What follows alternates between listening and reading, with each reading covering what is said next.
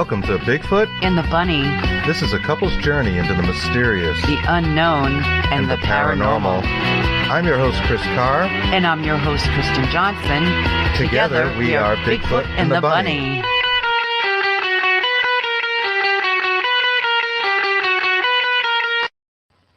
Welcome to Bigfoot and the Bunny. I am Chris Carr. And I am Kristen Johnson. And we are back under the weather again. Ugh. This flu has more sequels than Hellraiser. Speaking of which, there's a new Hellraiser out on Hulu. And Pinhead's a chick. And I want to see this. Yeah. Different. It looks wicked cool. Yeah. I'm going to get Ula just to watch it. And you're going to watch it with me. You won't watch Hocus Pocus 2 with me. And you want me to watch that with you? It was made right here in Lincoln. And I'm over the age of 10. Come on.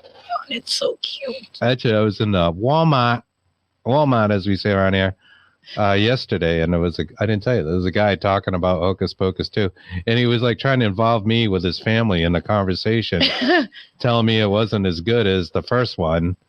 Sorry, but no spoilers, but that's what he was saying, and I'm like, okay, guy, I'm just trying to find some now, if I was there with you, noodles here. Right? The keto, what do we call them? Zoodles. Yes. Yeah, we're doing this keto thing now too. So yay! There goes the chocolate. Yeah, well, like a cacao. It sounds almost like another language. It's weird. Cacao.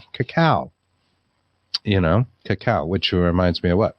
Scottish witchcraft, where they would curse their neighbor's cow. We're going to talk about that this month. Mm-hmm. It is Ghostober. It is.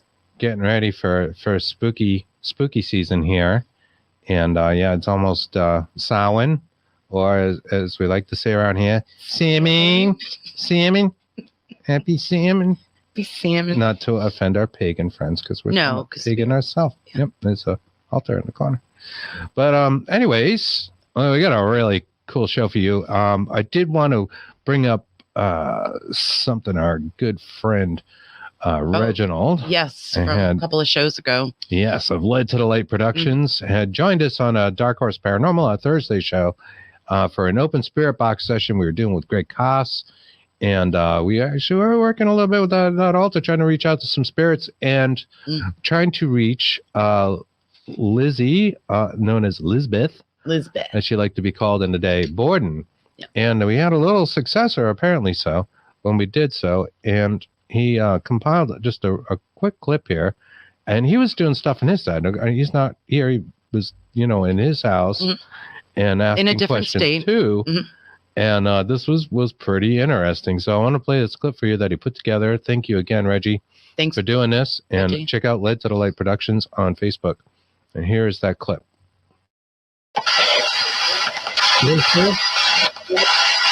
What was the house here until I was living in? Nora, the house on 2nd Street in Fall River or Maplecroft?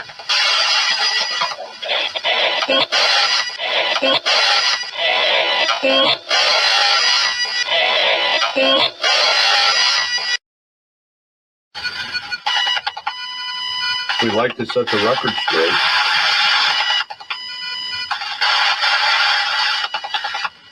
We come in love and light and mean you no harm. We are just curious.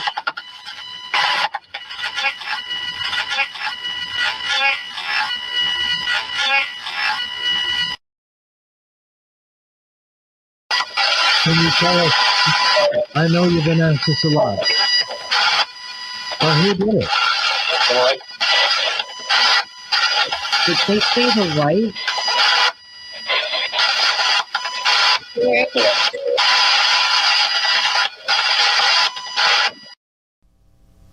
And it's at this point that our good friend Reginald, changes the camera in the video that he had sent us that we're playing for our audience at this time to himself, and you can see him sitting there, and he's talking, watching our show, and you can hear our show in the background, and you're going to hear Reggie say, "Hey, honey," and then he asks Spirit to say his name over the radio, which it does. His name is Reginald. Listen in.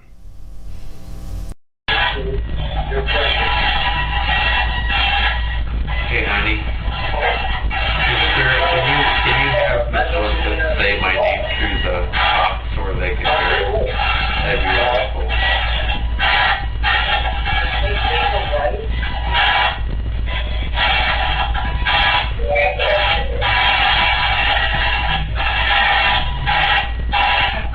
Did you just say Reginald?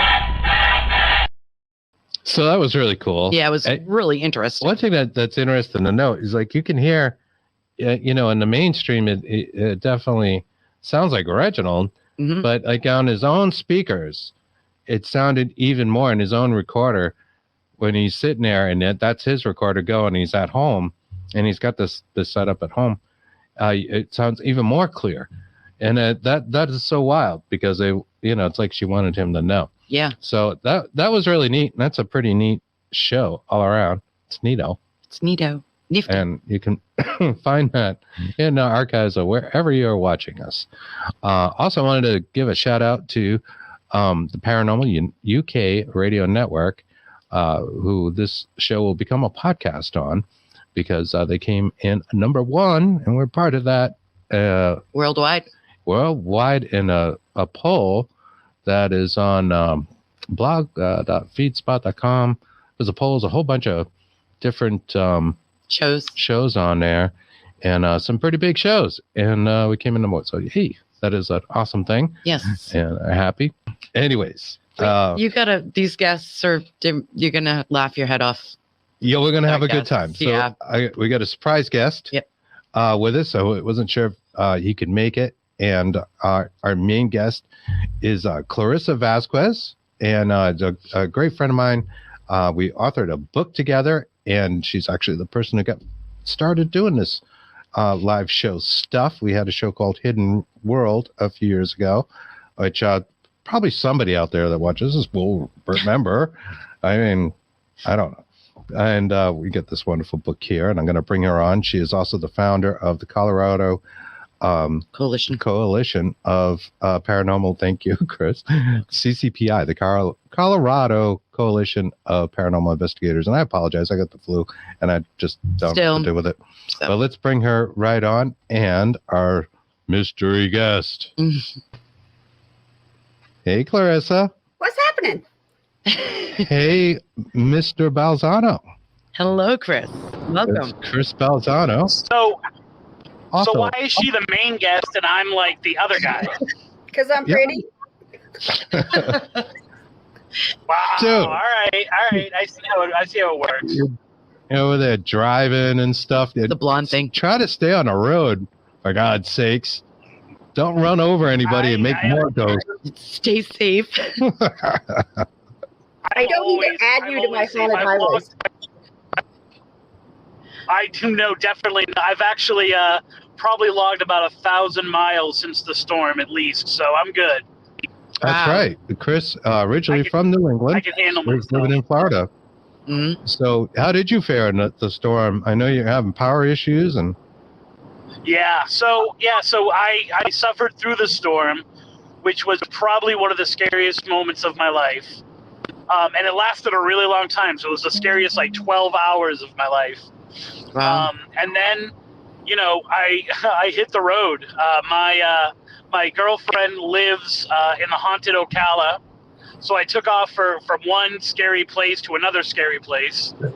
And I've been doing events all this week that I had scheduled because it's October.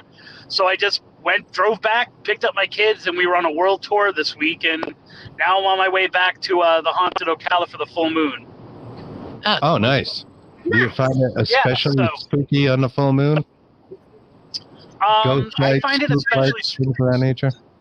Go ahead. This is going to be my first full moon, but there are a few legends in the story that happen on a full moon. So I'm hoping if we can get some babysitting, and after she does her witchy stuff, that we'll be able to hit the forest together.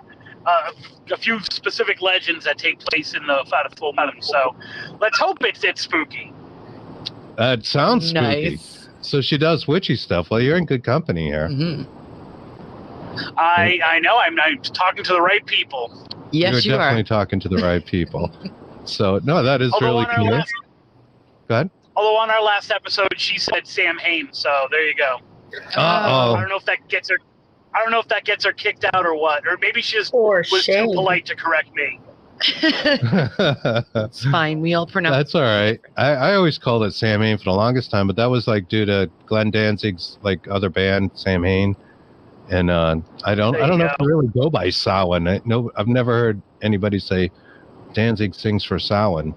They always say Sam Hain. So I don't know. Could be like to be honest, it was an episode all about the movie Trick or Treat, and so the Sam made a lot more sense because that's his name. So, you know, I'll take the ribbing if witches are willing to give it to me. Although, you know, I've incurred the wrath of several over the years, and so I know the negative side of that too. Tell her that we call it salmon. Yeah, we call it salmon. Happy salmon. And you hope you have a good day. I'll just say I'm from New England and we pronounce everything the wrong way. Exactly where I was going with that. We pronounce everything different. That's right. That's right. Yeah. Absolutely. How do you say it, Clarissa? Yeah. Samhain. Yeah, you do it the right way. Oh. Yeah. And is it Mabon? Yeah. I got that right. Well, that's two. All right. Doing good. Mabon, Litha, Lunasa. Astara. Yeah. Astara. Yeah. My girl. Yeah. We got a picture of Hecate over there. Hecate, not Hecate? Hecate. I can say it that way. Yeah. She can Said say it it first. that way. You know, which is like to mix it up, get the witchy stuff going. Yeah. But no, it is the season, and the haunted Ocala forest. And we've talked about this previously, Chris. But your book is awesome on this. I love it. Haunted Ocala National Forest, available on Amazon, is full of all kinds of good stuff. And I keep moving the bookmark around because I wanted to talk to you about the Stikini a little bit. I was hoping you could tell us a little bit about that. I know you don't have. So if we don't, because you're driving and all that, but if we don't get witches pissed off at me enough, now you want me to get witches and Seminoles pissed off at me by talking about the Stikini. All right, whatever. I'm good to go. Absolutely. Stikini As I am bikini. literally, the highway that I'm driving on right now is where the woods and around this highway 75 are where they're seen most often. So let's hope that I don't actually intend something to like jump in front of me. The Stikini are Seminole witch owl vampires. They were originally created because some Seminole maiden maidens, plural, wanted to get revenge on men that had done them wrong. So it's really a story of like cheating men and men who were like abusive. And so they called upon the great goddess named She Who Walks the Circle to be granted the power to get their revenge. And so she granted them the power, kind of like knowing where it would end up, because once you get that power, especially when you're a woman, you're not going to give it up. And so once they had gotten revenge on the men who had done them wrong, they then were like, well, that guy's kind of a bad guy. And, that guy, I think, has some bad thoughts sometimes. And they just kept using the Wendigo myth. Every time they used the power, they lost a little bit more of their humanity until they became these vampire owls that stalked the woods on the road between basically Tampa and the town of Ocala. Although they've been seen other places as well. And what they do is by day, they're these beautiful Native American maidens who walk the woods and lure people to go deeper and deeper into the woods.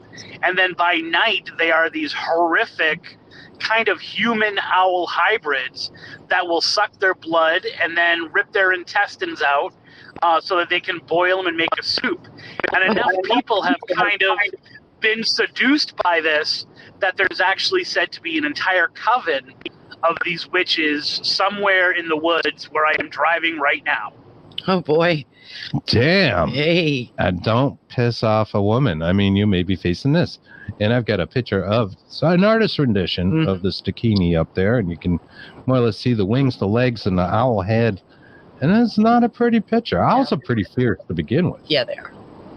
You know, it's the one that was drawn to for me for the book is by a good friend of mine named Della Daughtry, and the other ones that are out there, she kind of had her own take on it. The other ones that are out there stress the vampire and woman characteristics so much more. So I was glad to get a very original take on it, which was much more owl-like, but still pretty damn scary. And the funny thing is that there's a famous, as I'm literally passing the exit for the Dade Massacre, there's this famous event in Florida history called the Dade Massacre, where the Seminoles basically ignited the Second Seminole War by attacking this platoon of soldiers who were walking up the road, known as King's Road, and the Seminoles wiped them out, right? Because they had the element of surprise. They were hiding in the swamp. Mm-hmm. It was cold enough. I know it's Florida, but it was cold enough that the men couldn't get to their guns, and Sort of so like up they here in New England. killed. Mm-hmm. Exactly, and it was just past Christmas, so it was December in North Florida, which I guess is horrifically, and so they wiped out 108 of the 110 soldiers. Wow. And it's a historic event, and yet somehow this legend that it was actually the Stakini that wiped them out one by one as they were walking on the path, that has persisted for some reason. Who knows? It's a really odd. Usually legends replace things that you want to forget or things you want to change, make it seem more to your favor.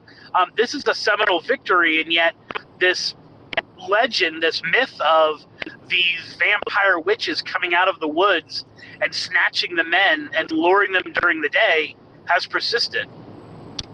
Holy shit, dude. Well, I don't want to run into one. No.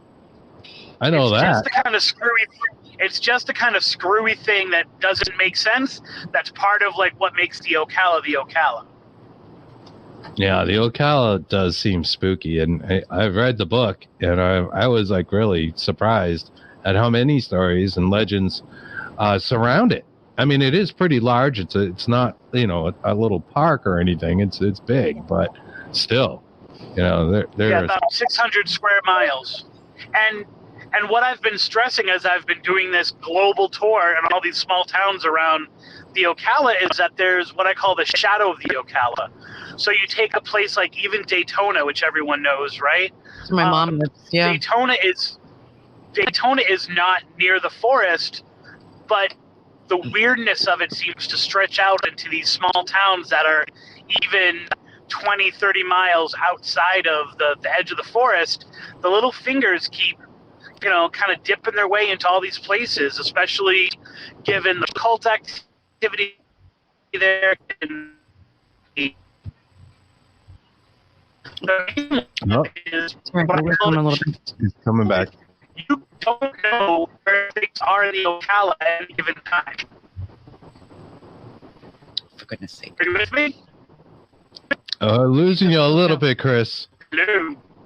Yeah, you're getting into a zone. Of course you are, because I'm talking. In the I'm haunted. talking about the stuff I'm not supposed to talk about, some of which didn't make it in. That's right. Silence me. Exactly. You can't silence me.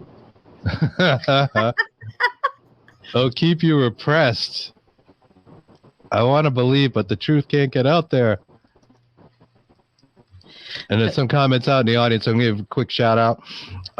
Thank you, Courtney, Emery Young, Jessica, Nathaniel Gillis. What's up, buddy? What's up, Nate? What's going on? Joshua Dixon says, hey, y'all.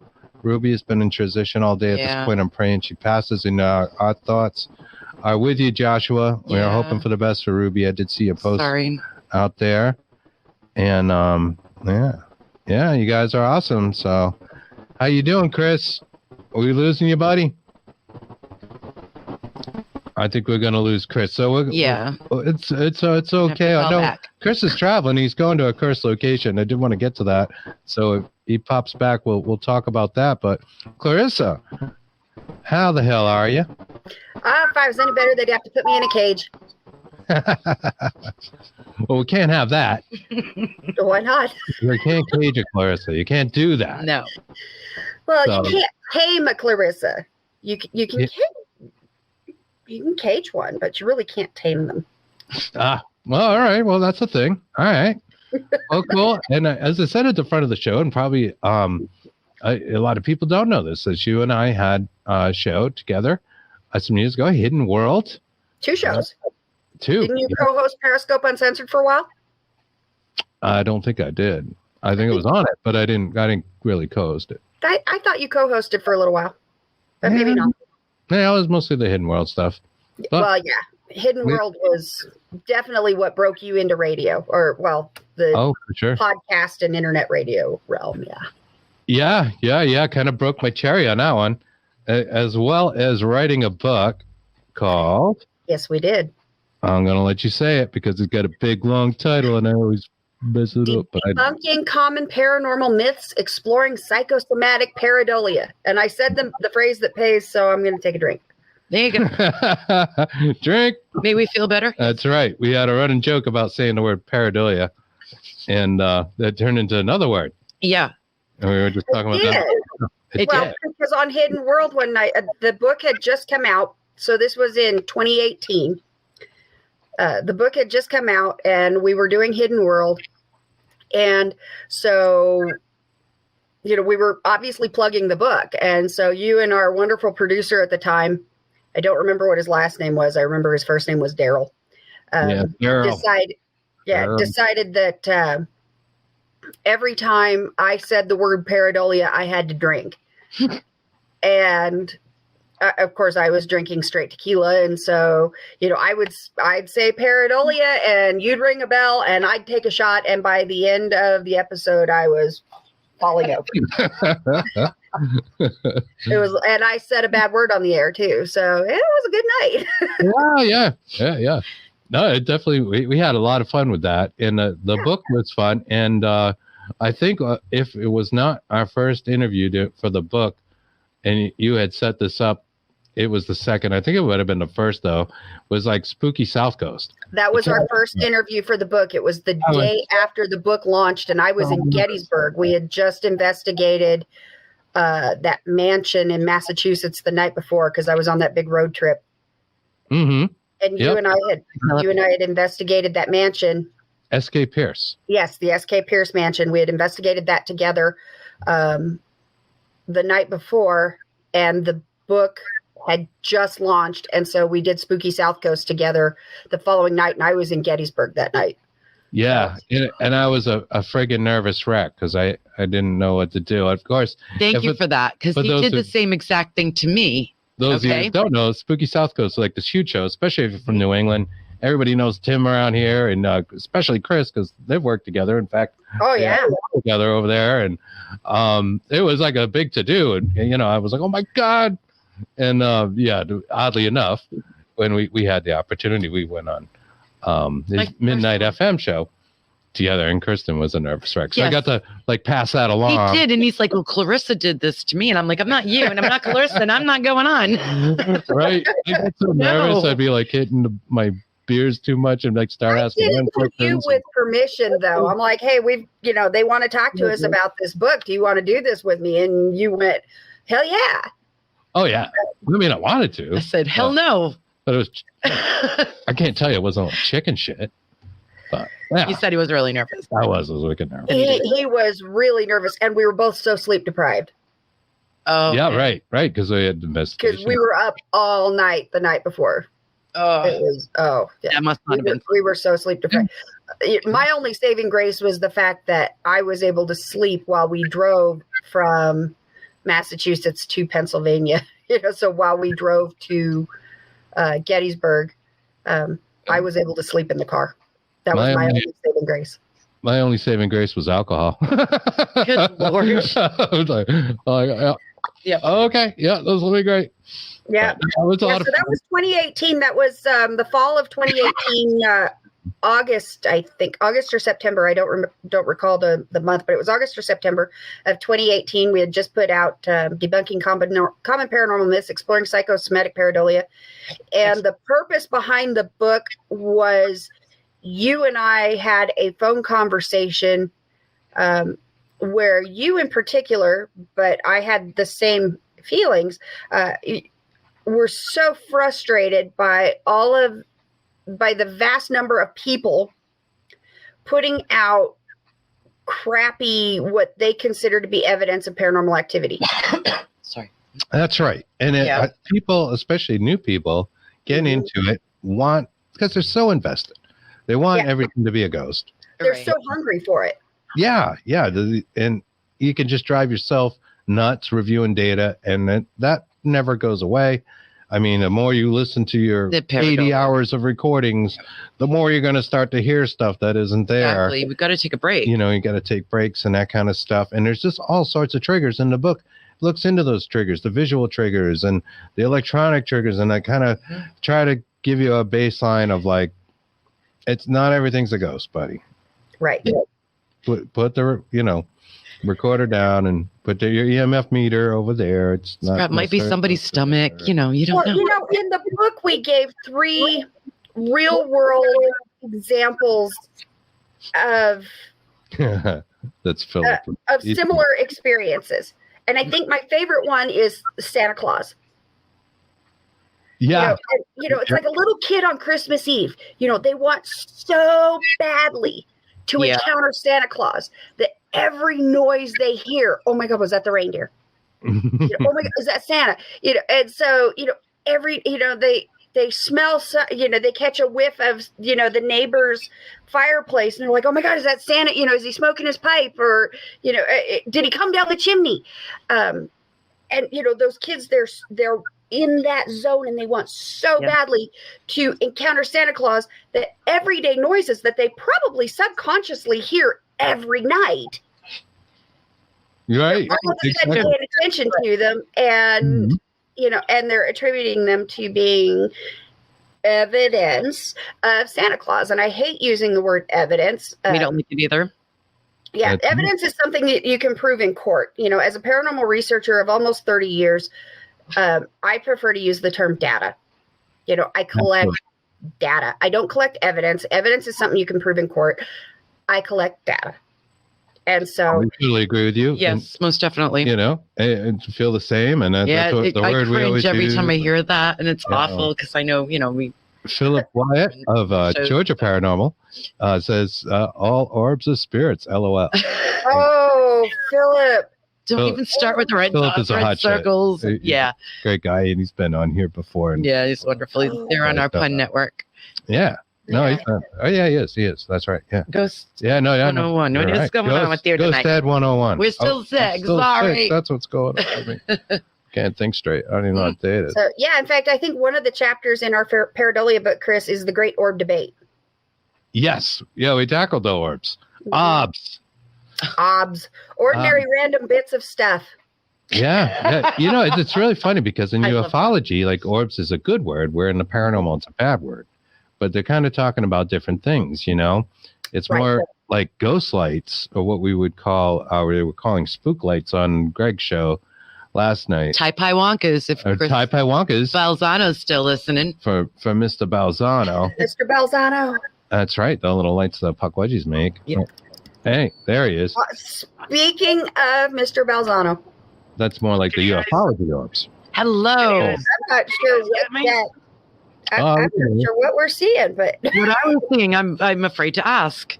I am a little frightened. Well, I think you should be. So let me do this. There you go. That's a little better. Do you have shorts on, like really short? Are you wearing pants? Are you wearing pants? I am not wearing pants, but that was not me or my lack of pants you were seeing. That was, I think, the roof of my car. So. Your car. Oh my God! Yeah, we're not wearing pants either. No, don't worry about it. Love it. It's almost as if you say Tai-Pai Wonkas and the Puckwudgie guy appears. So there you go. Yeah. Perfect timing. Wow, you see how that works? Yeah, like a ghost light. It opened up at the bottom of my screen. There he is. Don't talk to Chris Balzano about Puckwudgies and then strawberry plants. Why? Should I ask? I don't know. I know. You don't know what to say. I don't either. Tell us stories. All right. You want to hear the strawberry story? Yes, please. Tell the strawberry story. All right. So, in my research for Puckwudgies, there are references to strawberries because, you know, like they stole God's strawberry bread, which got him pissed enough to want him to, you know, to kill him and attack the Puckwudgies. But there's really no connection other than their love of strawberry bread. So I got a random call one day, and after about 5 minutes of listening to the girl, I was like, all right, hun, cut the shit. What TV show were you on, and what are you looking for? Like, I could just tell that, you know, and so it ended up being that it was Paranormal State, if you remember that old TV show, Oh, yeah. Paranormal State. And they wanted me to appear on the show as the Puckwudgie expert because they had this case, and their angle on it was going to be that it was Puckwudgies. And so I'm like, well, I'm in Florida, I can't do that. So I taped probably about like an hour interview, and then they had me on the show at the end of the show as like a consultant, and I was telling them about Puckwudgies and things like that. Well, during the interview, the guy asked me, so how do you get rid of a Puckwudgie? And I was like, how do you get rid of a Puckwudgie? I'm like, well, you don't. You just ignore them. They go away. They're a type of fairy, you know, blah, blah, blah. And I went on this long tirade about how Puckwudgies will do what they want to do, and there ain't nothing you're going to do about it. And then he said, well, how about if you plant a strawberry bush? And I said, plant a strawberry bush? I'm not really sure why that would work. That doesn't make sense to me. But if that's the way you want to roll, yeah, you could plant a strawberry bush. Well, when the episode aired, you have someone who wasn't even the person who asked me the question say, how do you get rid of a Puckwudgie? And my voice goes, you plant a strawberry bush. Like, they totally edited it. So Edited the I whole literally said like what they wanted to do, because they edited the whole thing. And then within 3 months, I noticed online the entire mythology of Puckwudgies had changed. And it was a definitive thing that, like, if you wanted to get rid of a Puckwudgie, you plant a strawberry bush. And so now that's part of it. After 500 years, all it took was Ryan Buell and Paranormal State, and now their story's completely changed. You know, there are people out there like planting strawberry bushes out here in the Bridgewater Triangle. Of course. All around their yard, like planting strawberries, saying, stay away. I know you're the one stealing them now. It doesn't even make sense because, you know, if you want to... Now, there is something to be said for, like, satisfying a fairy, you know what I'm saying? Which a Puckwudgie is a lot like that in terms of all the other things. So you can say, all right, well, maybe if you, like, leave out a tin of milk, you know what I'm saying, or you bake a certain bread, it makes the fairies, you know, kind of like not pissed off, and they like you, and so maybe that could extend to Puckwudgies, but that's not in there. That was not in their mythology for, you know, centuries until Paranormal State. Unbelievable. So they made a good soundbite, right? Yeah, exactly. The ever-evolving They world call of me fairies. They call me Soundbite Balzano. And I have to say that is one of my favorite Balzano stories. One of them. I have a few, but that's one of my favorites. It's ridiculous. That's so funny. I usually tell in a lot more detail and stuff like that, but I don't want to steal Clarissa's thunder because she's the main guest. Listen to him. Oh my God, you both are. After I refer to you as my legend tripping hero in the dedication of my most recent book. You did. Have you guys gotten into talking about the book? The book is amazing. Not yet. One of We're the going to things pick it up right now. Mhm. And as you can see, Wrong owner, book, Chris. I'm One sorry. of the things that I really like about the book is that it's not just a litany of ghost legends, like ghost hitchhiker legends or roadside legends.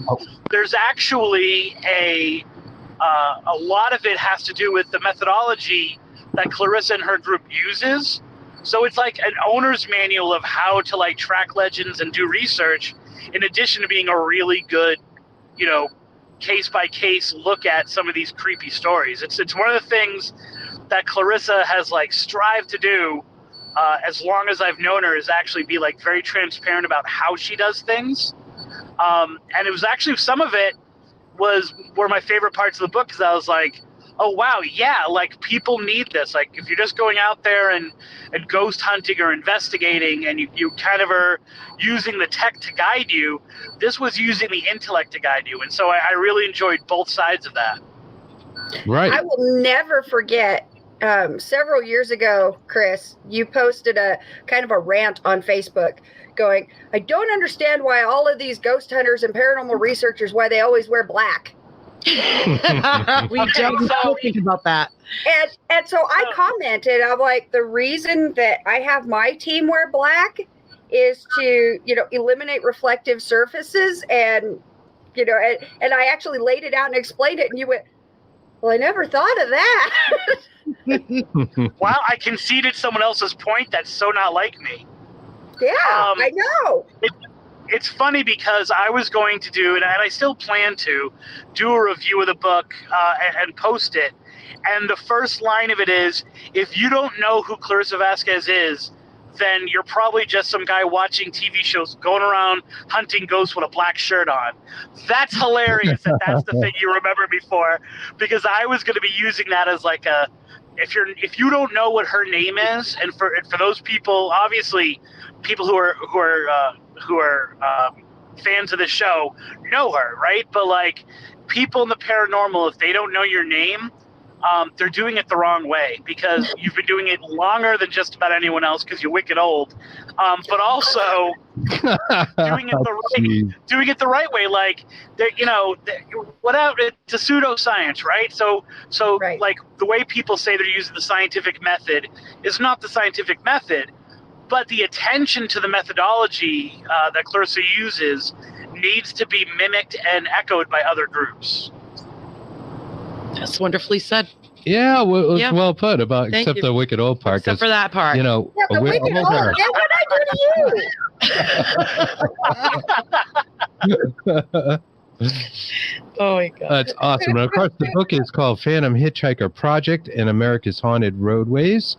We were just getting to that, Mr. Balzano. And I need a copy of it here, which I'm going to set up and arrange and leave a review ourselves. But I do have quite the Clarissa collection. I can't even say that properly over here. And tell us about the book, Clarissa. Please.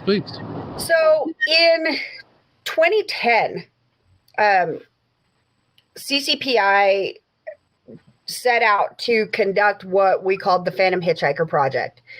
And really what happened was I was in college. So, I was a college freshman, so maybe I'm not quite as old as Mr. Balzano says I am. You're not. If I was a college freshman in 2010, so I had to write a research paper for my English 1 class, English 101. Had to write this research paper, and of course I wrote about how paranormal investigation, or more specifically ghost hunting, should be regarded as a legitimate form of scientific research. And I started asking, big names in the field. I talked to Lloyd Auerbach, I talked to Barry Fitzgerald, I talked to a bunch of others, and got their opinions on it. And, I was getting responses like, paranormal research is no more scientific than boiling an egg, or it can't be conducted scientifically because we don't conduct our experiments in a lab.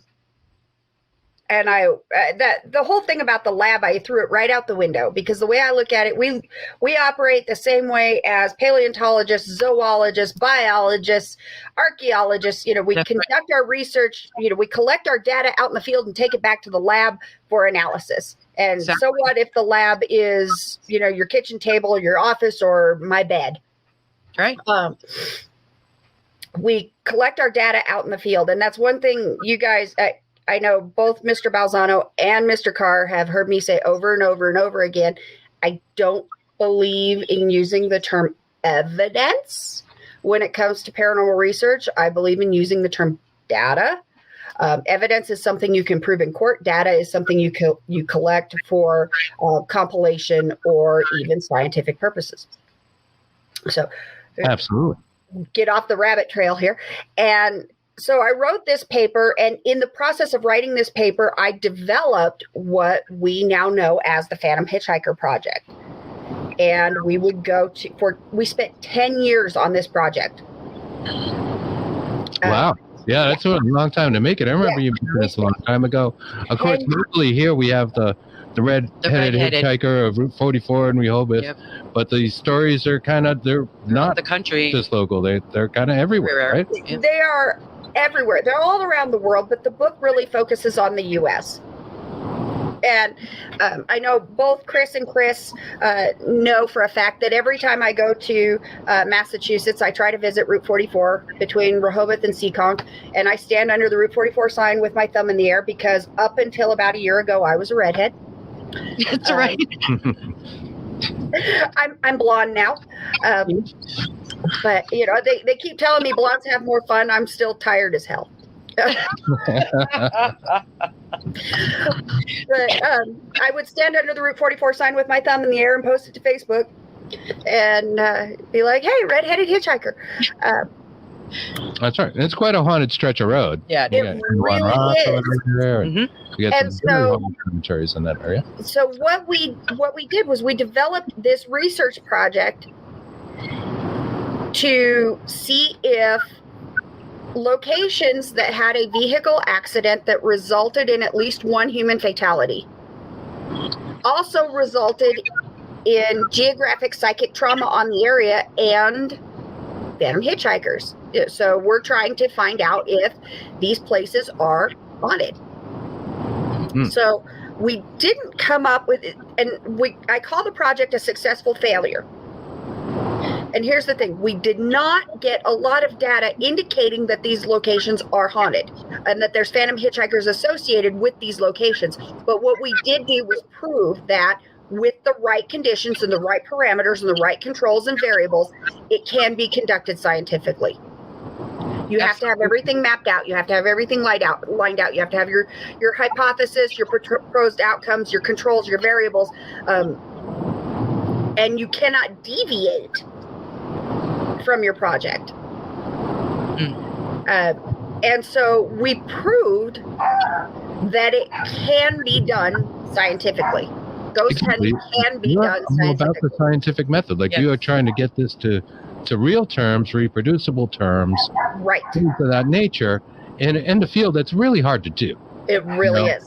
It is, and it's like the thing I got with TikTok. Like, I'm not a big fan because, TikTok is so short, and it's like short clips, and it's like, what can you possibly fit? And it's like 20 seconds. The house was haunted. There's a ghost. Look at it move. Right. What just happened? That's how I am with like some of the new social media. I think you got to take the time, right? You got to look into these things. You got to research it. It took you 12 years. Do the work. 10 years. Do the work. Do the work, man. I'm still stuck on the fact that Clarissa said she brings her research back to the bedroom. Why'd we skate past that statement? Sorry, I had to get the joke in. Sorry. No, and then I don't analyze my data in a clean room. Oftentimes I'm exhausted and sleep deprived, and so I sit in my bed with my laptop computer, in my lap and my headphones on or my glasses on, and and I'm looking at photos or video or what have you, or I'm listening to audio over and over and over again. Trying to see if we've got any credible, usable data. Exactly. And so, I like to say that what I personally do is the very definition of insanity. I do the same thing over and over and over again, expecting for a different result. So for all of those people that have ever said I was crazy or insane, maybe they're right. Maybe we're all a little nuts. Yeah, Einstein had a thing for that. I forgot the term when he said, but yeah. An Einstein quote. Actually, Clarissa probably knows that one. Yeah. Absolutely. Einstein's one of my favorites. Yeah, he says the definition of that's what it is. The definition of insanity Is doing the same thing over and over again, expecting a different result. exactly, and people going to work doing the same thing every day. They're not. Well, Yeah. it was actually Einstein that said that. Yes. Yeah. Oh, I don't know. I thought a lot of times they attribute like famous quotes to like all kinds of people. Yeah, the one thing Einstein did say, and it's my favorite Einstein quote, he said, "The most beautiful experience we can have is the mysterious." Yeah, I love that. that one is real. That Okay. is my favorite Einstein quote. Because you can go through Facebook and see the same quote attributed to like Gandhi and Abe Lincoln Oh yeah, and Einstein and Tesla too. yeah. Just Keanu Reeves. Tesla has no time for Bigfoot with a dingle. that's right, and then that is in the psychosomatic pareidolia book. Yeah, I don't know if Mr. Carr wants to tell that story or not. Well, yeah. Actually, let me see if I can find said photo, and I'll show our audience. This was kind of interesting because Clarissa had come up with a graphic for the book, and it's a UFO hovering over a Bigfoot. And well, that's okay. I can't find the exact picture because it is now corrected. But however, the first run of said picture, it was just something about blending the images that you did there and the way the shadows worked. Yeah, I said, Clarissa, this is nice. You know, she was all proud of it. She was like, "Oh, look what I did. I was able Look what I did." It looks so great. It looks so good." I'm like, he kind of looks like he's got a dingle, and he did. He did too. He's like standing there, and it's like a shadow of the UFO is Behold. his leg, and it was like, wow, look at how hung Bigfoot is. It's not just the feet, apparently. Yeah, so I had to Photoshop Bigfoot's dingle, and Chris so eloquently, you know, we're under the gun. We are up against a deadline for this book, and you know, we were pulling all nighters. It was like every weekend we were pulling all nighters and trying to get this book out to meet our deadline. And I think that's mainly because I would like never get it done if you didn't put a deadline on it, which is probably accurate because I am not organized at all.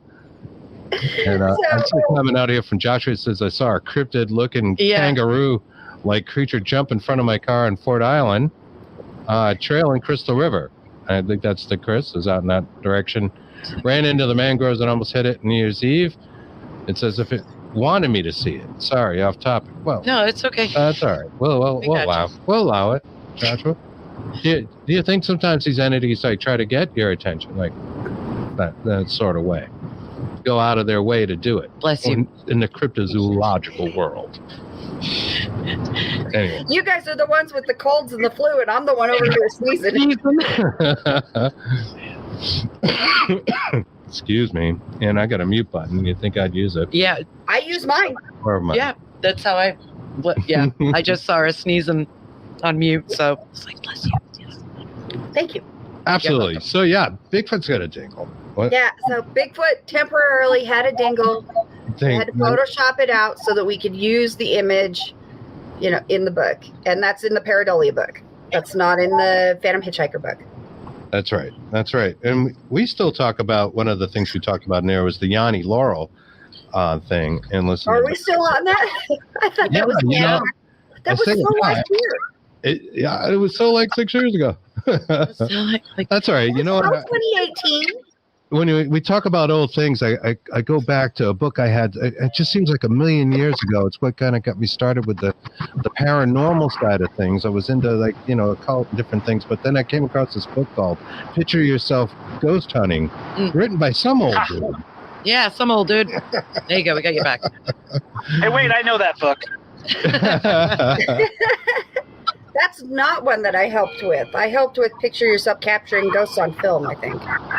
Oh, okay. Right. Well, actually, that's not did I help 100% true, I think, because I think you were one of the people that answered the surveys that I sent out. So maybe I did help with both. What I was trying to get. Yeah, sure. If you want to, say that. You were one of 40 people that I asked about it. But who's writing whose coattails now? Was that like Survey Monkey or something? No, I wanted to like get people's opinion. I would say that actually writing that book, which is what made me not want to be a paranormal investigator anymore, and definitely made me not want to ever be a member of a group, because this was the heyday when I wrote that book of the paranormal group and like the very strict guidelines of getting in, and everyone had a very specific job title. My favorite job title was skeptic in training. I'm not sure how one can be a skeptic in training. What do you just like practice saying that's not real a lot? I don't know. Debunk. But you know what? I hear that a lot, that book was a manual for groups and a manual for people getting into it. So I'm really thrilled by that. I sometimes demean those two books that I wrote, the how-to guides, like the, picture yourself capturing ghosts on film and picture yourself ghost hunting. But they really were popular and inspired people. So I guess, I have to embrace them for what they are. Mm-hmm. Yeah, and that's right. And if I recall, it came with a CD, and you were in there, and a whole bunch of folks. Andrew Lake was in it. Yep, Andrew Lake actually made it. Oh, he made the video. All right, Wow. all right. Yep, he edited up. And what a lot of people don't realize is that the video, When Puckwudgies Attack, is actually part of that instructional manual. And the only reason why it was ever on the internet was because it was a commercial I made for the book, and I put that, and it was that scene. So if you go on to When Puckwudgies Attack, which has become like edited up and it's on TV shows and documentaries and stuff like that, that was originally just, and people like, you fake this, you fake that. I was like, dude, it was a commercial. It was supposed to be sensational. I have no idea what happened in that incident. But it's funny that, like, that little clip has endured over time. That's awesome. Excellent. And I don't know if you can see the screen, but Clarissa is showing her autographed editions of said books. And I did have the book. I no longer have it because I've moved around and lost shit over the years. But that was the first book I read on paranormal. That's what they all say. I did. Was it really? I did. It wasn't like a bootleg PDF or something I got on some obscure website. What are you, crazy? It was it's funny because my first 3 books I wrote in 3 different years, and they were all released within like the same week of each other. So it's really crazy when people say, well, what was your first book? I'm like, first book I wrote or first book that was out? Because I remember I had just moved down to Florida when all those books came out, and it seemed like every day the UPS guy was coming with a book I had written. It was surreal. But, I love those first books. There was a lot of really good stuff in there. Yeah. You've earned a few books. We were just holding up some more of your books. Yeah. Drop the bunny again. We're showing off the Christopher Balzano portions of our libraries. Yes. Yeah, I think you go on Amazon, you look for the Chris Balzano collection, and a special page pops up, and then you'll see things like... Who has more books out, though? Chris, how many books do you have out? Oh, boy. 10. Oh, I'm down by 1. I'm down by 1. I have 9 out. Well, you know what? My very first book, Ghostly Adventures, came out in a special discount Barnes & Noble edition. So I counted as 2. So really, we're tied. I'm just trying to pad my stats. There's my awesome daughter, Zoe. Saying hi, Zoe. You guys need to have... There you go. Yeah, maybe hey, yes, we do. That's $1 million idea. The Paranormal Book Club. It's ours now. Get a book every month. Yeah. Yeah, that'd be good. I'm with you.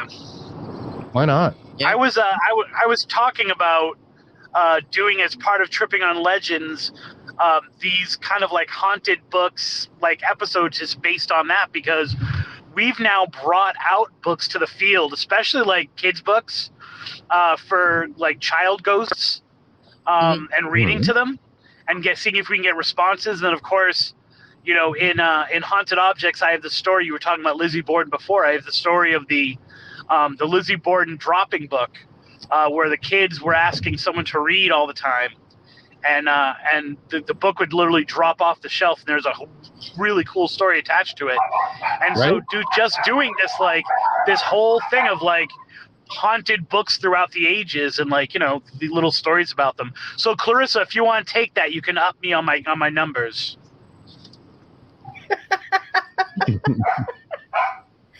Oh, I don't know, Chris, you and I talked about, actually within the last couple of weeks, we talked about another book project for me.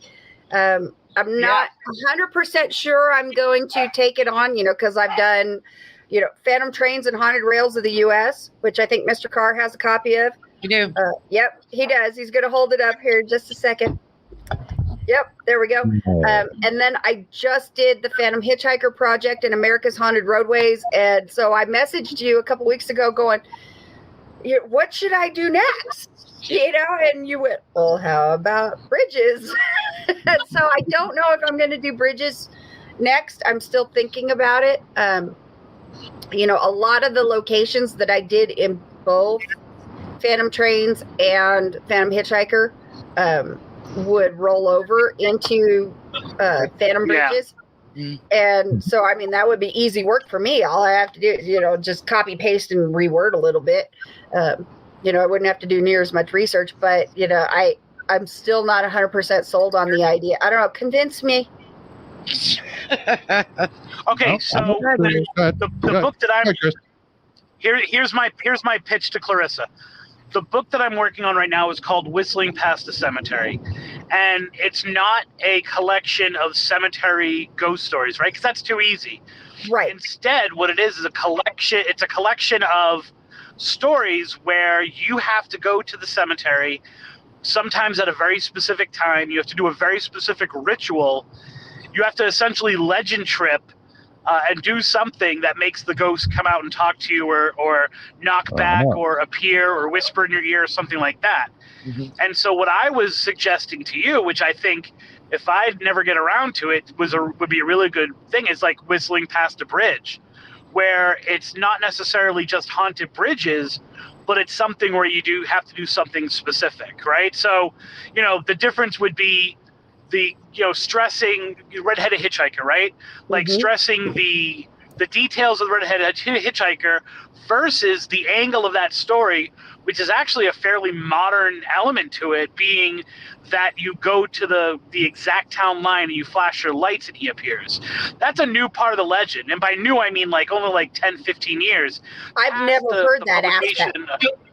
Wow. Exactly, right? And like, so for example, I'm not too far away from it right now, but you can go to in the Haunted Ocala, you can go to the location where they shot the road parts of Jeepers Creepers, the movie's Jeepers Creepers.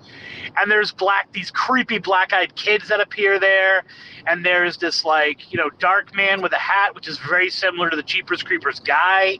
But only in the last couple of years. And by last couple of years, I mean like no more than 2 years, has this element of you turn on your lights, you turn them off, you turn them on, he's a little bit closer. You turn them off, you turn them on, he's a little bit closer. That's a new element to the story that has just been added like since I started researching it. And so I think that there's a lot of evolution to these legends where you could cover even places that you've already talked about, but the focus is on the ritual. Now, I know that goes against the experiment and analyzing it in your bedroom, but that's kind of my take on things.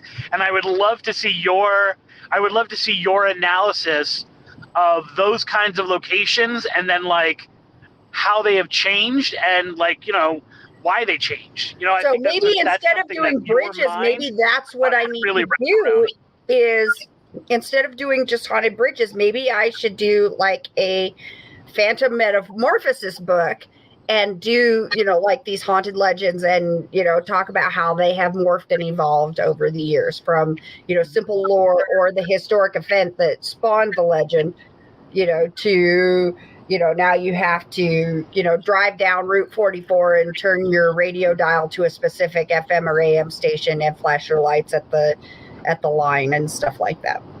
Yeah, the idea of ritual is kind of a focused intention anyways, you know, right? I mean, absolutely. Ritual is just a focus of your intention. Yeah, I don't know. I think Chris and I are going to have another phone call when I'm a little bit sober and more focused. And focus that intention.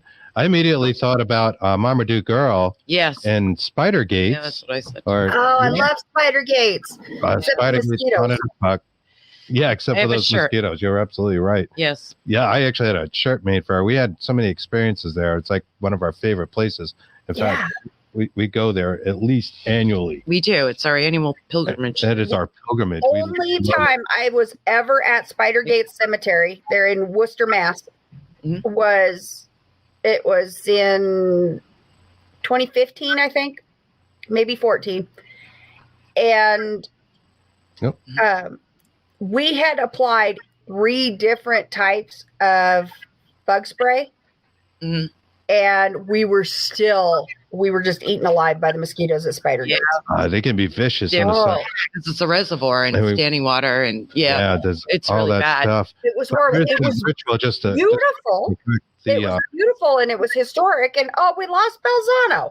We lost Mr. Balzano. That's all right. He'll be back. But I think isn't it like run around Marmaduke Girls 10 times. Headstone 10 times, and I don't know, slam your head on the ground or kiss us or whatever, and he'll appear. Yeah, and Mercy Brown. Yeah, it's a lot like there's the one headstone that has the square in it. I don't know if it looks kind of like an aspen leaf. What I'm doing. Yeah, there we go. You have the one headstone has the square in it, and you have to look through. And I think the square once held a photo, but you have to look through the square towards Mercy Brown's headstone, and you're supposed to be able to see the quote unquote vampire walking through the cemetery. That's right. And for those of you who don't know, Mercy Brown is Rhode Island's most famous vampire, or New England's really. Who's 19 and she died of the TB, the infamous tuberculosis got her. Consumption. Consumption. Yeah, it was known as consumption back then. And, I'm a Colorado girl.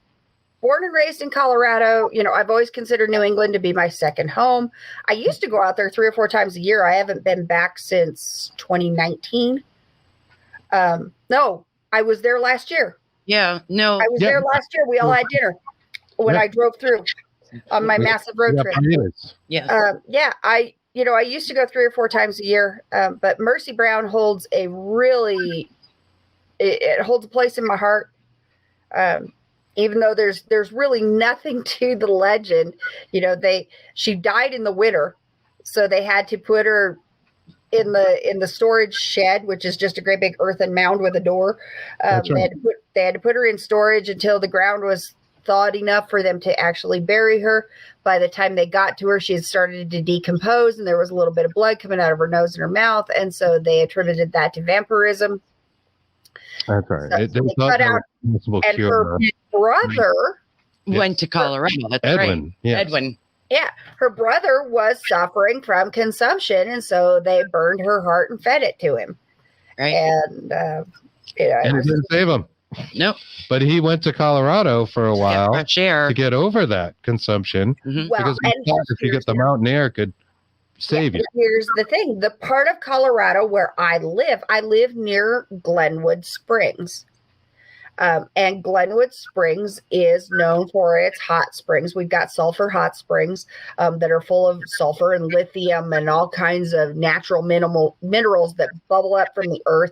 They're really good. The famous gunslinger Doc Holliday came to Glenwood Springs hoping to ease the symptoms of his tuberculosis.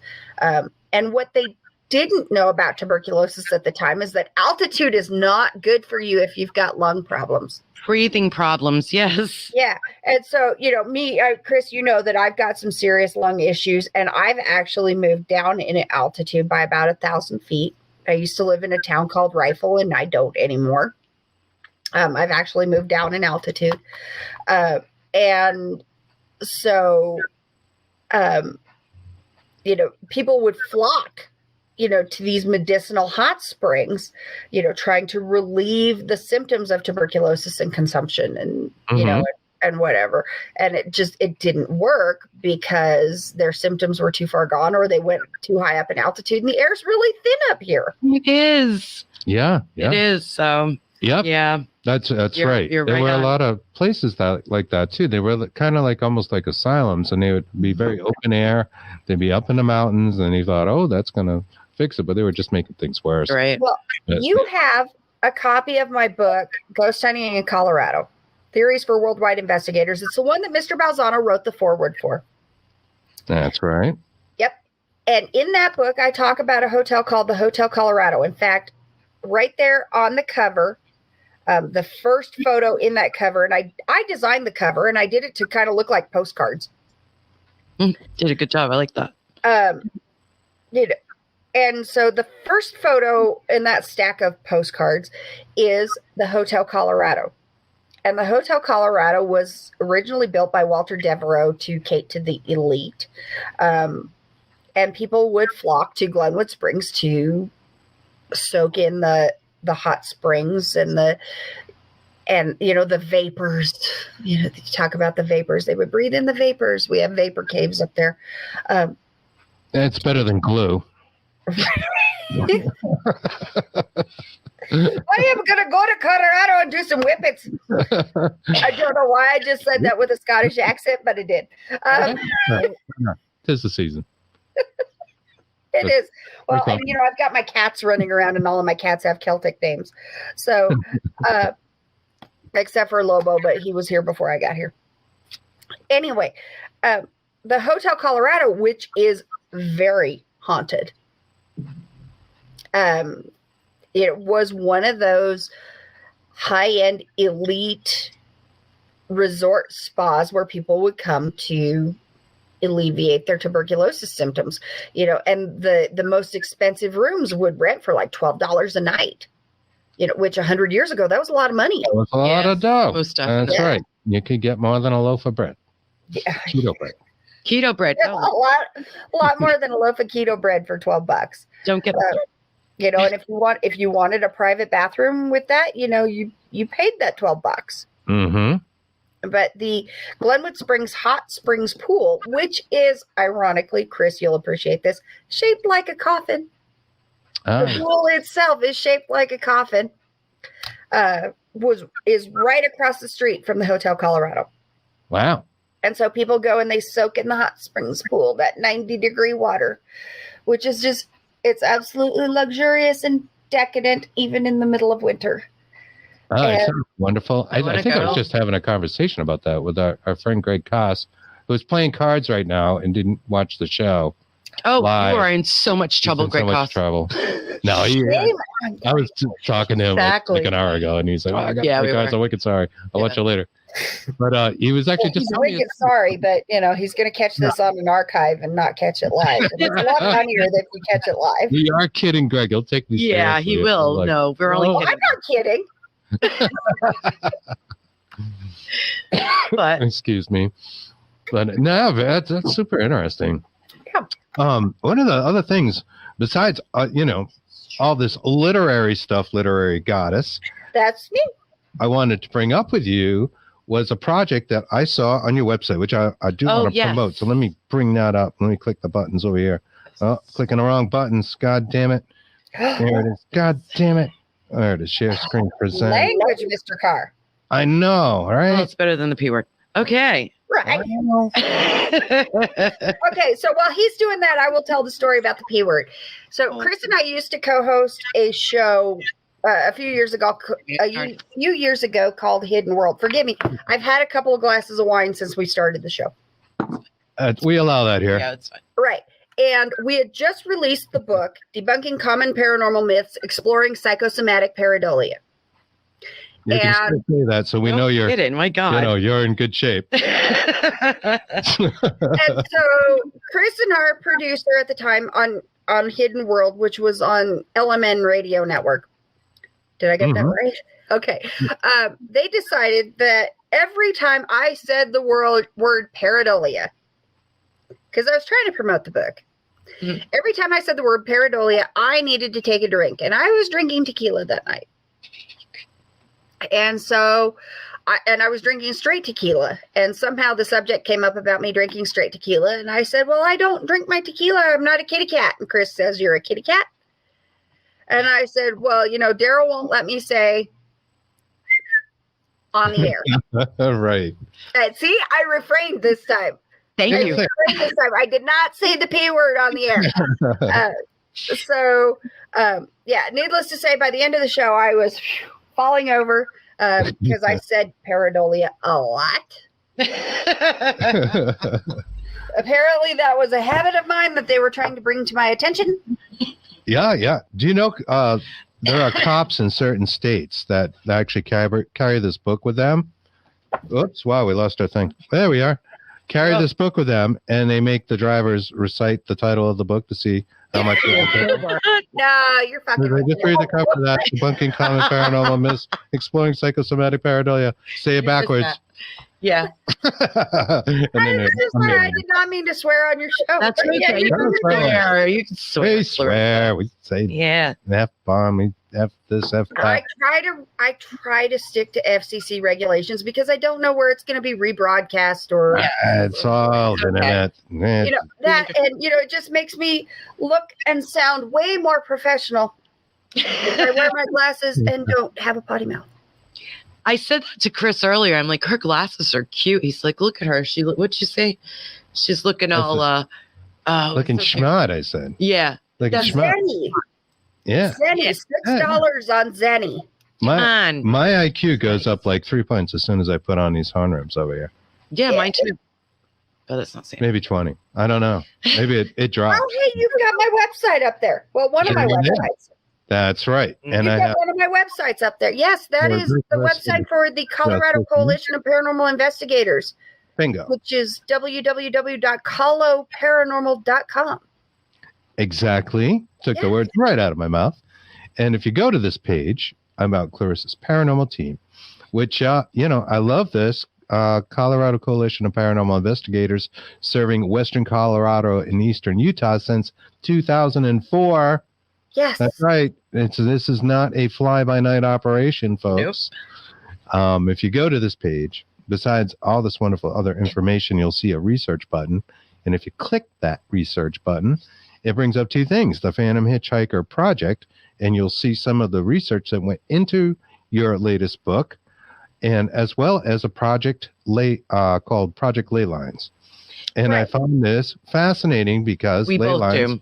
are just a mysterious thing. It's a word that gets tossed around a lot in the paranormal, and there seems to be little evidence about what they actually are and if they are.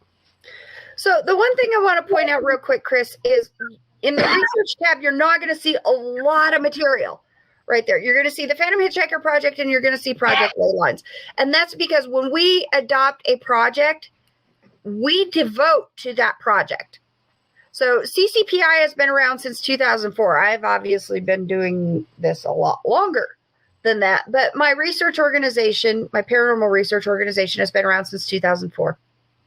Mm-hmm. That's 18 years. Exactly. Yep. Exactly. And so, we've been around for a while. We know what we're doing. And so the Phantom Hitchhiker project took 10 years just to finish phase 1. And so we've got Project Ley Lines, which is our newest research project. And we're still in the beginning stages of it, even though we've been working on it for about 2 years.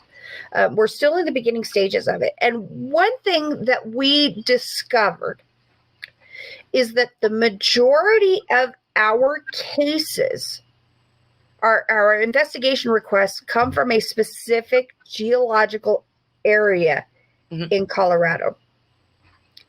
And so what we are doing is when we have an investigation request, we plot the latitude and longitude. Yeah.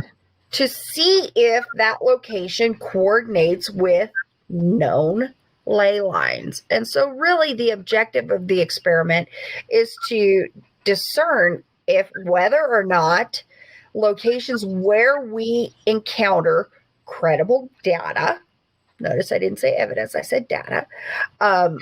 Data. So or data, as Chris likes to say, but that's a character in Star Trek. Next gen for all the Trekkies out there. Right.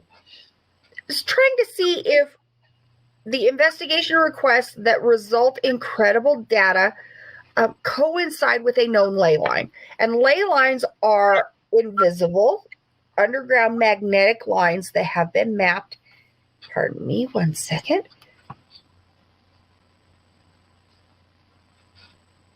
Hey, we're all like hacking and coughing. I'll tell you, Gesundheit. it is like that time of year. It's just like everyone's having Well, an and Chris, of all people, knows that I'm allergic to just about everything. And I've got 6 cats and 3 dogs in my house. So, Oh, it's a lot. No, we understand. All good. So, yep, magnetic lines. Yeah, you can't really under the measure ground. them. right, you can't really measure them, but there are maps about where these lines lay. Yeah, right. Where does the line lay? Right. Right. Well, it's like you can't take out the GPR, the ground penetrating radar, and try to find these so-called, you can't see You're not them. going to Like see you it. said, they're You're not gonna see it. invisible.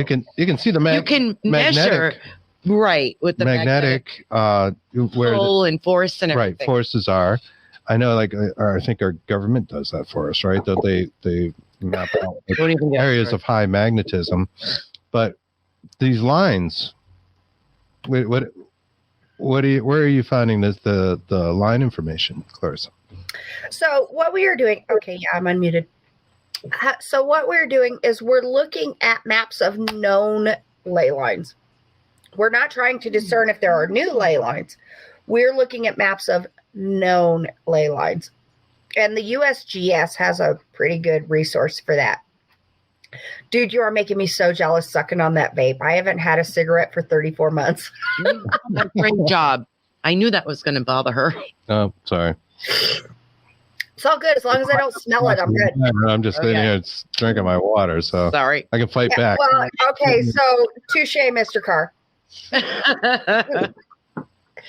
So, because I've got a good buzz and you're smoking on the vape, so we're even. So the USGS has a really good resource for ley lines, and the USGS is the United States Geographical Survey. So it's a legitimate government resource that we use. Mhm. But what we're trying to discern is if the investigations that we conduct that result in credible data, meaning we gathered an undisputable EVP or we captured video or photographic data indicating a phantom of some sort. Not just, I got a spike in EVP. Yeah, that directly ties to where that line is Right. supposed to be. So if our data matches with known ley lines, then we could be lending to the theories surrounding those ley lines and whether or not they are hot spots for paranormal activity. And so far, the results are pretty conclusive. The one area here in Colorado where we have the most requests for paranormal investigations is actually at a spot where 2 ley lines intersect. Oh, really? So that's Wow. interesting. Yeah. So does the USGS actually draw out the lines, or they just show the areas where there's high magnetic activity? No, they actually map. There is a map with the lines drawn out. I didn't know that. To me, it's always been like a really cloudy area. Yeah, I did, but it's like, how do they know? But then I know they know what the high magnetic concentrations are, and that it has been attributed to paranormal phenomena and occurrences. Right. I know it was Barry, the parapsychologist. Barry Fitz. Gerald? Is it Fitz? Or you're talking to Lloyd Auerbach. No, it was Barry. He had worked on Barry Fitzgerald. Okay. Yeah, he worked on this. Mara? Nope. Okay. No, it's Barry. Okay. It's Barry, babe. Barry. I just couldn't remember his full last name. Worked on a case where it was this high magnetism, so much so it was like magnetizing the iron fence around the house. And people that went in the house got nauseous if they went in the basement and that sort of thing. And it was all related to that magnetism. So he was seeing that there. And it seems like magnetism has a thing. I'll show you something. Our audience has seen this guy before. Yeah, we've put him in the show before. We brought him in. I like to break him out. And I don't think I've Who shown is this? This is Wilson. This is Wilson. And Wilson is an anatomically correct skull. But what makes Wilson unique, and I had this idea, working on a magnetism idea, his head pops off the top of his skull. of course, and he's a little more detailed than what you might find in Spencer's or Yeah. Spirit Halloween, and he's full of crystals, like, you know, full of this. But his main component is a magnet. There's a giant magnet, high-powered magnet in here. It is so strong that people with pacemakers are not supposed to handle these things. And for real, like you're not you are one step away from not having that in your house, Mr. Carr. That's right. Magnets throw off Thank you. EMF, and yeah, right. I kind of am. And if you put a K2 meter near Wilson, it'll go off, right? So what we took this to Wilson Castle, which where he got his name, in Vermont. Have you ever been to Wilson Castle, Clarissa? I have not. I did America's Stonehenge in Vermont last year. Oh, that's awesome. Oh, okay. Yeah, But I have not been to Wilson Castle yet. Wilson Castle is awesome, and it's an amazing place. And we trial run it there, and we did find that EMF started, like, we got activity, and it was working in these waves. Yeah. So we put the K2s like far enough away where it wouldn't trigger it, and we had them all around, and it would just be like a wave per our recorders. You would hear this like intense noise. It was actually overdriving some of the recorders, and you'd start to hear voices through it that weren't there. And all the K2 meters went off simultaneously. Yep. And I do think it had something. We do think it had something to do with that magnet in there. Most so I think magnetism is directly related to phenomena, and I love where you're going with that. Yeah, absolutely. It's funny that you say his name is Wilson, and I'm going to shift the topic just a little bit. I'm going to rabbit trail on you just a little bit. Okay. Last weekend, CCPI conducted a field trip at a cemetery. And anybody that watches the CCPI Facebook page, which is facebook.com/Colorado Paranormal, I think, or Colo Paranormal. I don't remember exactly which it is. But if you look up Colorado Coalition of Paranormal Investigators on Facebook, you'll find us. We went to this cemetery. We don't usually do cemeteries, but we went to this cemetery on a hot tip that there was this phantom black truck driving around. And we broke off into teams, as we usually do. And there were 3 of us walking around with a spirit box, which, Chris, you know I'm not a fan of the spirit box. Because it can be easily debunked, and it is pareidolia and apophenia and all of that, those big, $10 words that, make me drink. Anyway, we were walking through the veterans portion of the cemetery because the 3 of us that were on this team, we were all veterans. And so we decided we were going to take the veterans cemetery portion of this area. And we walked up to this one grave, and the name on the gravestone was Seth. His surname escapes me, but his first name was Seth. And Reverend Robbie, our group minister, he says, "Oh, hey, Seth, how you doing? You're a Marine." Robbie was in the Marine Corps. Robbie was in the Army. Steele was in the Marine Corps, and I was in the Air Force.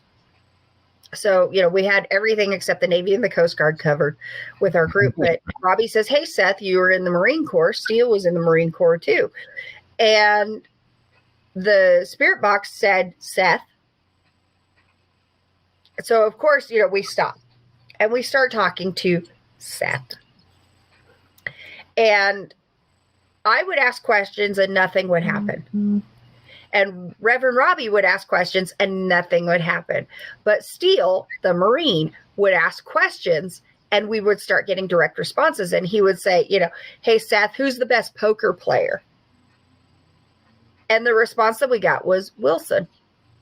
And, "Hey, Seth, who drinks the most?" Wilson. Come on. That's weird. Can we talk to Wilson? No. Oh. Wow. And so, we spent several hours at this. Oh, speaking of Steele, he just texted me. He's like, "I'm home. Are you on the radio?" "Yes, I am."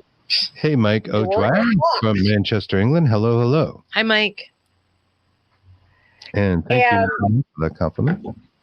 So, here he would only speak to the Marine. Yeah. And so, he wouldn't talk to the Army veteran. He wouldn't speak to the Air Force veteran. He would only speak to his fellow Marine. And so we spent probably an hour to 90 minutes, with cameras, and, we put a giant speaker on the spirit box so we could more clearly hear what he said.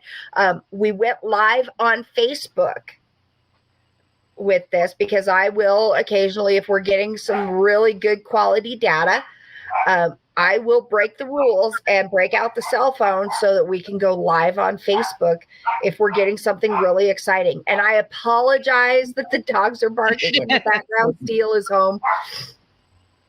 And he just texted me. He's like, I'm home. And so, the dogs are barking because they know Daddy's home.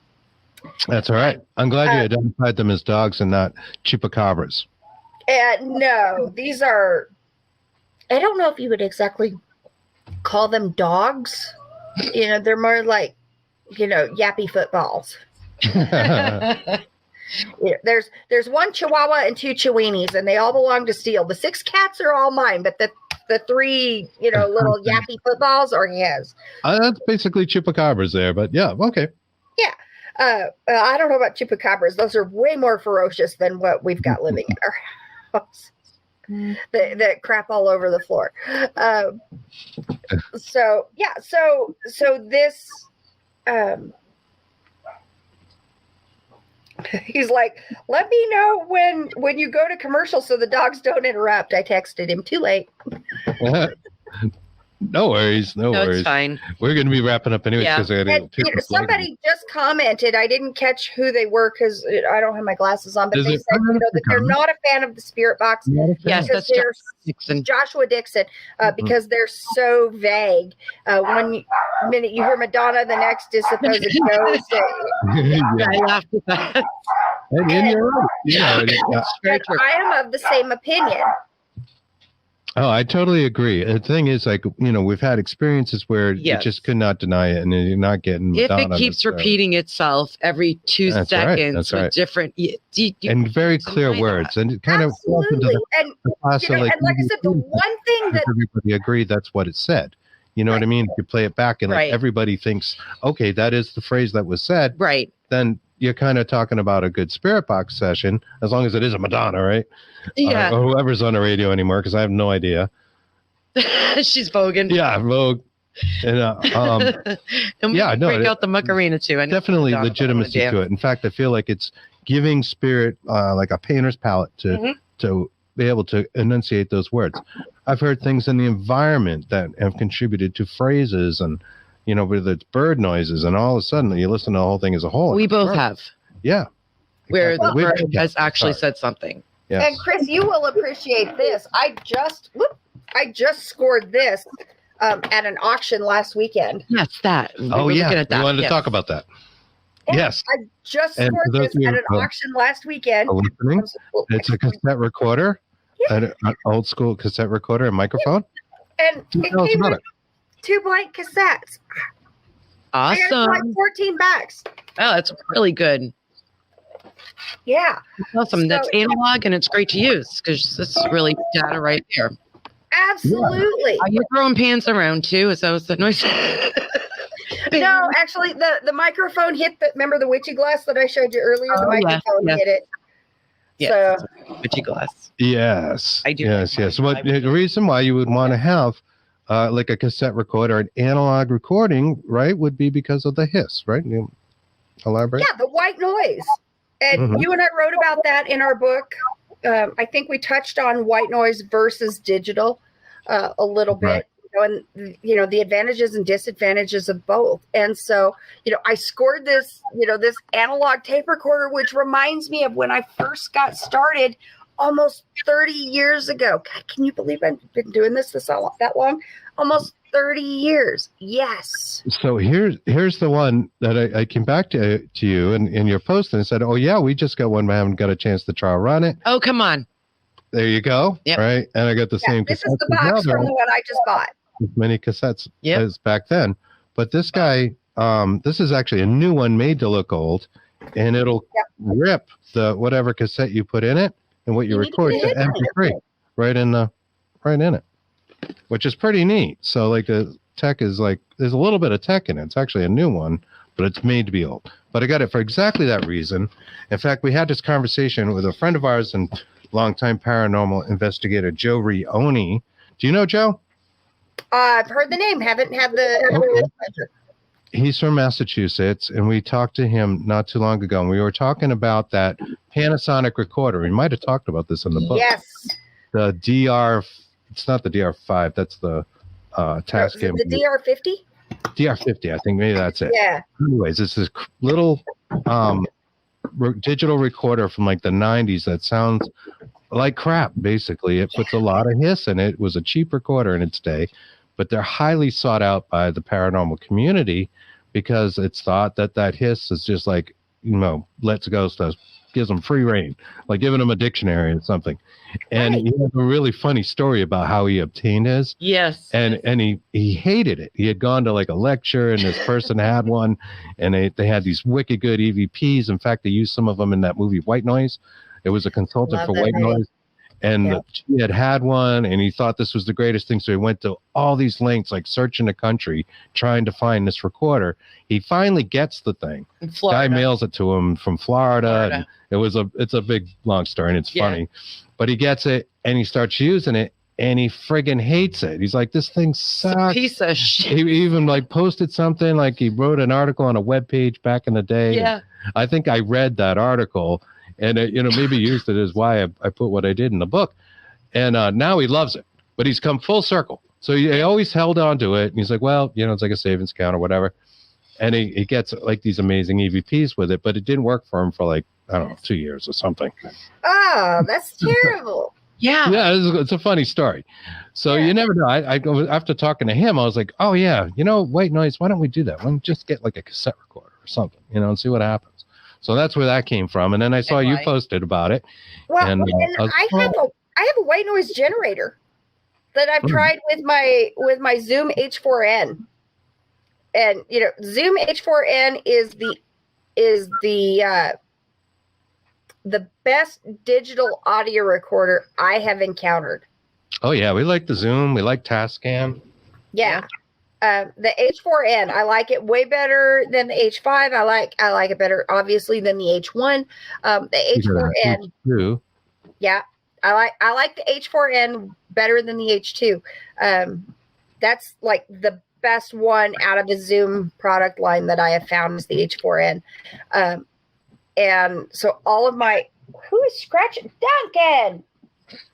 Excuse me 1 second. I have to beat it. He's scratching my rod. Come here, Duncan.